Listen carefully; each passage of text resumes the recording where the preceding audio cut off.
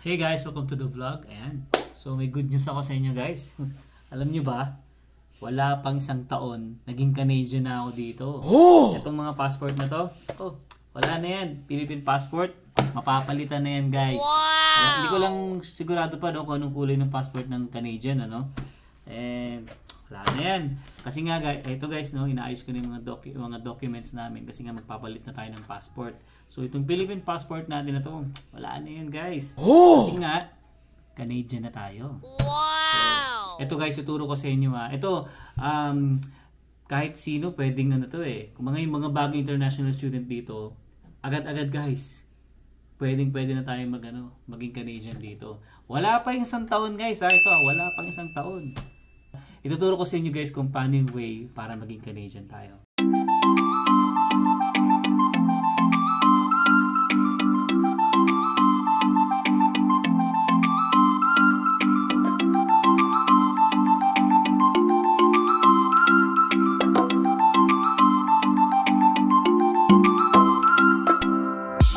Ito yung sikreto ko guys, no? Pero atin-atin lang yan ha. So sa mga makakapanood guys, ako, malaki yung chance nyo na maging Canadian kayo. Alwin, maglaba ka na dyan. Laba? Laba Canadian? Yung pala yung una? Ano na yan? So guys, samahan nyo ako paano maglaba. So guys, ito yung unang-unang sikreto ko. Maglaba Canadian. Wala eh. Wala tayong gagawin, kundi maglaba. So, syempre, alagay natin yung mga maruming gamit namin. Kasi nga, kailangan maglaba.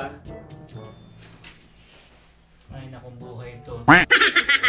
Yung pala yung sekreto ng isang Canadian. Maglaba. Maglaba Canadian. Baby, yung sabon nga! Saan nakalagay yung sabon? Ayun no? Ay, ito pala.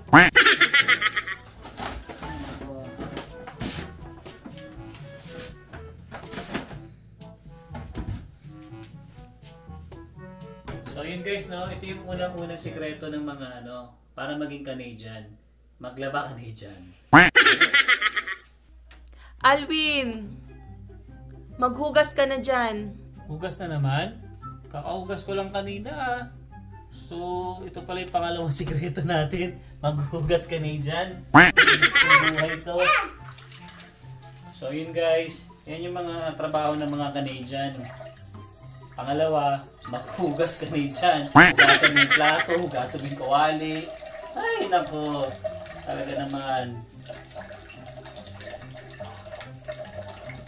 Pero yung mga ganitong trabaho naman kasi guys, hindi naman siya masyadong mabigat. No. Ito yung mga requirements eh. Kaya kailangan nating tiisin para maging Canadian tayo.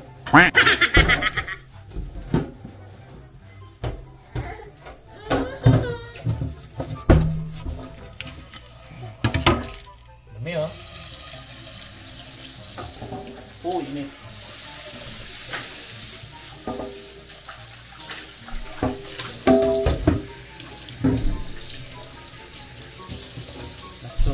Okay ba guys? Okay ba yung pagiging Canadian ko? Sabi na ba ako baby sa Canadian? Di pa, marami pa. Okay. Alwin, magtiklop ka na dyan.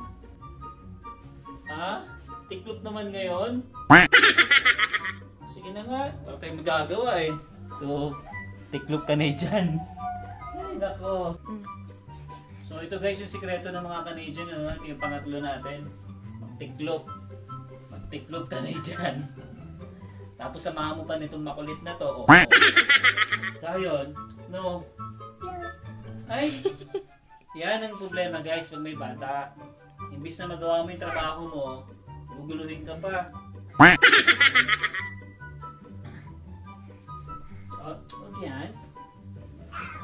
Oh, buhay. Ang hirap maging Canadian. Parang gusto ko na lang maging Philippine passport ulit eh.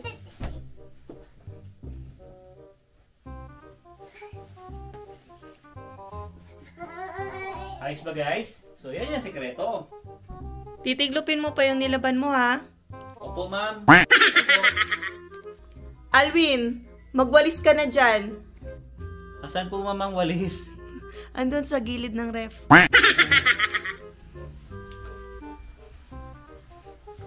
Ayun. So sa buhay natin, talagang kailangan magsakripisyo para makuha natin yung pagiging Canadian. Ay, nako. Dito lang naman yung wawalisin mo. Carpet yung kabila. Ano nga eh.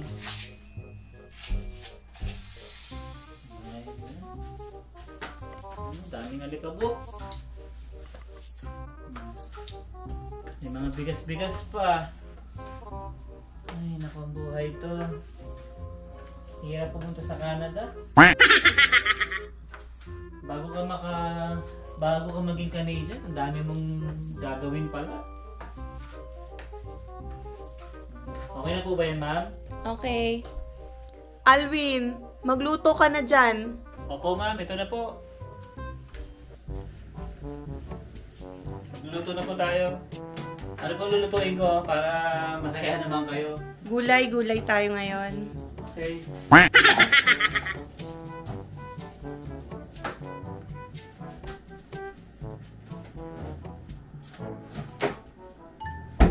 Talaga guys, ako, pag-isipan nyo, pag-gustuhin nyo pa rin pala talaga. Pero kailangan natin maging Canadian eh. Kasi hindi tayo mabubuhay dito sa Canada kung hindi tayo magiging Canadian.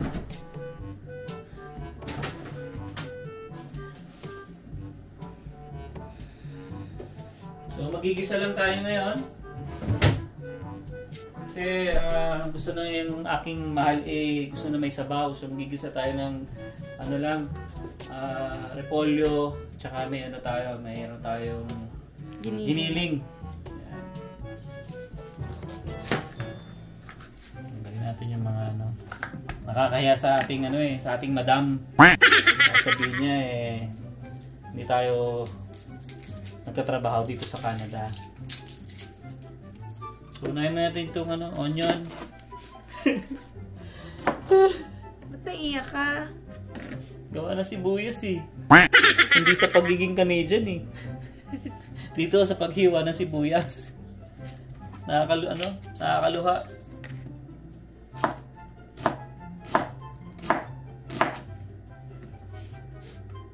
Hirap. Hirap guys. Hirap maging Canadian. Alvin, magsaing ka na dyan. Opo ma'am, nandito na po. Magsasaing na po ako. Ilang pong gatang ang ilalagay ko? 3. 3. Ay nako. Ay, ang hirap maging Canadian. 3. Bakit 3? Dalawa lang naman tayo. Malakas ako kumain. Hindi tayo dyan. Asan yung ano natin? Yung lalagyan na ng ano, rice cooker. So, hugasan ko ulit. So, ito guys. Kailangan maghugas. So, ito na po ma'am.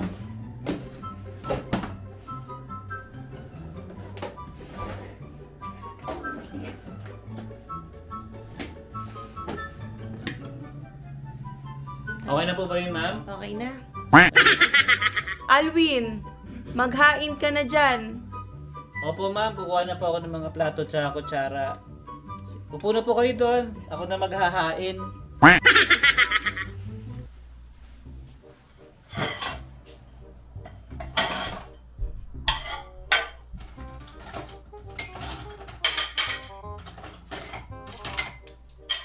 Okay na po ba ito?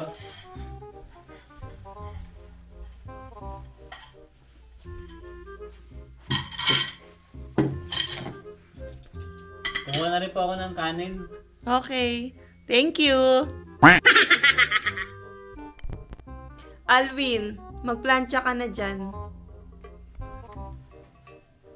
After maglaba, pati ba naman pagpaplansya, ako pa rin? Ay, nako, parang ayoko na talaga. Nagrereklamo ka na ba? Ano ba yan? Ayaw mo na ba maging Canadian? May nagagawa pa ba ako? So, pasensya na guys ha, wala kasi kaming kabayo. Actually guys, hindi naman talaga kami gumagamit ng kabayo. Minsan nga, hindi nga kami nagpa-plancha eh. So may time lang din talaga nagpa-plancha kami. Pero, yun nga no, isa pa rin sa requirements to para maging Canadian tayo. So, madali lang naman guys, kung tutusin. Marami lang din talagang requirements ano. Ayan. Okay na po ba ito ma'am?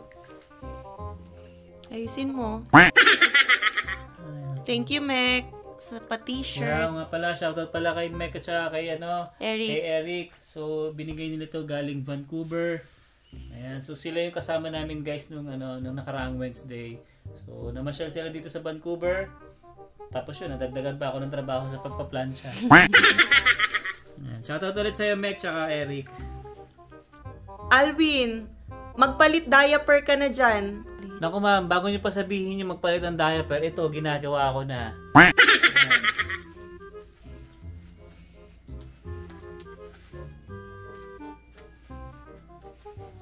Ang dami palang requirements para maging Canadian. Akala ko mag-exam lang, tapos magbabayad ka ng, sa ngayon, $650 ata. So ngayon pala, hindi lang pala yung pagbabayad ng $650 at saka pag-exam. Isa rin pala sa mga requirements to guys. Gusto nyo pa rin ba guys? Alvin, maglinis ng CR ka na dyan. Opo ma'am, maglilinis na po ako ng CR. Hirap talaga. Pipiliin nyo pa rin ba maging Canadian? Ano po? Buhay ng OFW.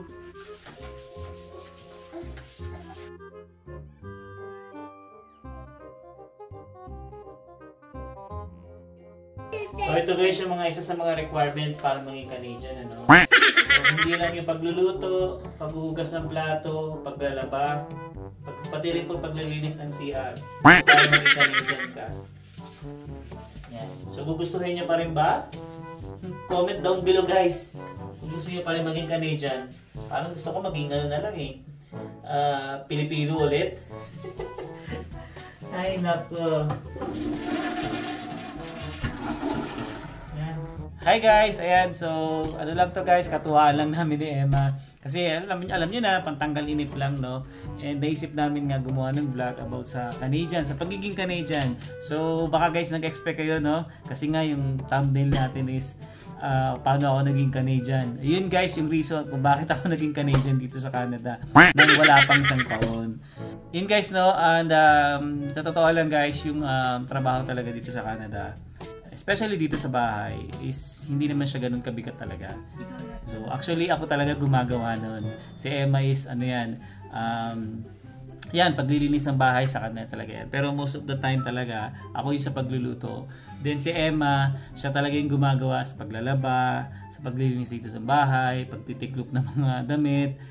Kasi yun talaga guys dito sa Canada no, halos lahat tayo dito gagawa. Wala tayong yaya dito, wala tayong katulong dito. Kumbaga, tayo lang din yung magtutulungan. Kaya dito naman guys sa Canada, yun nga sabi ko nga sa inyo no, hindi naman siya talaga ganung kahirap, especially sa kagaya namin ni Emma na sanay din naman talaga sa sa gawaing bahay. And pero nung dumating ako guys dito sa Canada talaga, dito ko natutunan kung paano magluto, kung paano yung ibang gawain sa bahay. Sa paglalaba naman guys, kasi dati ako rin naman talaga naglalaba doon sa kabilang bahay namin. Kasi nga kailangan bumaba sa sa basement. So hindi naman kakayanin ni Emma 'yon kasi pag naglalaba kami talaga ni Emma once a week lang. Kumbaga isang lagayan na lang sa sa laundry. Kasi sayang din naman kasi guys, nagbabayad kami ng card, diba? Nakikita nyo naman guys no, or lagi namin sinasabi sa inyo na isa pa rin sa mga expenses namin yung sa laundry. Yan. So halos siguro sa isang buwan nakaka $20 to $30 kami para sa paglo-load nung namin, nung card na yon. And yeah, syempre hindi ko rin naman maibigay sa kanya yung ganong trabaho kasi nga medyo mabigat yun.